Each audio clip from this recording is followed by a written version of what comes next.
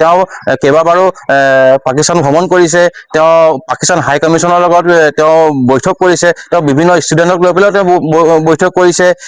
এই গোটেই বিষয়বস্তুবিলাক তেওঁ 8 তাৰিখে যেতিয়া প্ৰতিবেদনখন ৰাজহুৱা হ'ব, আমি উৎকণ্ঠাৰ বাট চাই আছো যে এই প্ৰতিবেদনখন ৰাজহুৱা হোৱাৰ পিছত তেওঁ আমাৰ যোৰহাটৰ ৰাইজে, অসমৰ ৰাইজক তেওঁ এই গোটেই বিষয়বস্তুবিলাক উত্তৰ দিব লাগিব। তেওঁৰ পত্নীয়ে আপোনাৰ পাকিস্তানৰ লগত তেওঁ এটা NGOৰ লগত তেওঁ চাকৰি কৰে, তেওঁ দৰমহা লাভ কৰে। এই গোটেই বিষয়বস্তু তেওঁৰ লগতে তেওঁ আপোনাৰ পত্নী আপোনাৰ ভাৰতীয় নাগৰিক নহয়, তেওঁ সন্তান দুটা বৰ্তমান ভাৰতীয় নাগৰিক নহয়।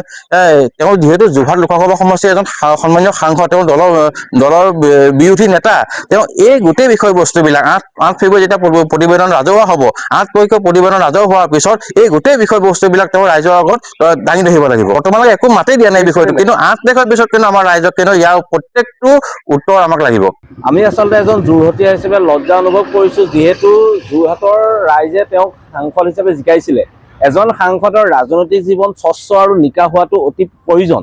যিহেতু তেওঁক মুখ্যমন্ত্ৰীয়ে খুদ মুখ্যমন্ত্ৰীয়ে কৈ আছে, কোনো নদাই ভদাই কোৱা নাই, খুদ মুখ্যমন্ত্ৰীয়ে কৈ আছে যে তেওঁৰ পত্নী, তেওঁৰ সন্তান বিদেশী হয়, তেওঁ বাৰে বাৰে পাকিস্তানলৈ গৈ আছে আৰু তেওঁৰ পত্নীয়ে পাকিস্তানৰ NGOৰ পৰা দৰমহা লৈ আছে। মুখ্যমন্ত্ৰীয়ে কৈ থকাৰ পিছত কিয় তেওঁ স্পষ্টীকৰণ দিয়া নাই?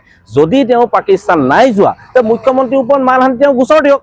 আৰু যদি তেওঁৰ সন্তান বা তেওঁৰ পত্নী যদি ভাৰতীয় নাগৰিক হয়, তেতিয়াহ'লে তেওঁ স্পষ্টকৈ তেওঁ তথ্য সহকাৰে দিয়ক যে মোৰ পত্নী আৰু সন্তান ভাৰতীয় হয়। আৰু তেওঁ যদি পাকিস্তান অনুমতি লৈ গৈছিলে, কি কাৰণে পাকিস্তান গৈছে তেওঁ সেই তথ্য যোৰহাটীয়া হিচাপে আমাক দিয়ক। স্পষ্ট হোৱাৰ পিছত তেওঁ সাংসদ হিচাপে প্ৰত্যেকজন যোৰহাটীয়াক তেওঁ উত্তৰ দিব লাগিব, স্পষ্টীকৰণ দিব লাগিব।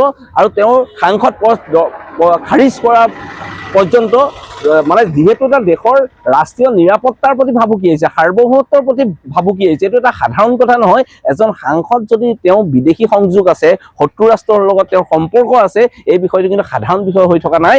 গতিকে এই বিষয়টোত কিন্তু তেওঁ স্পষ্ট কৰাৰ নিতান্ত প্ৰয়োজনীয়তা আছে।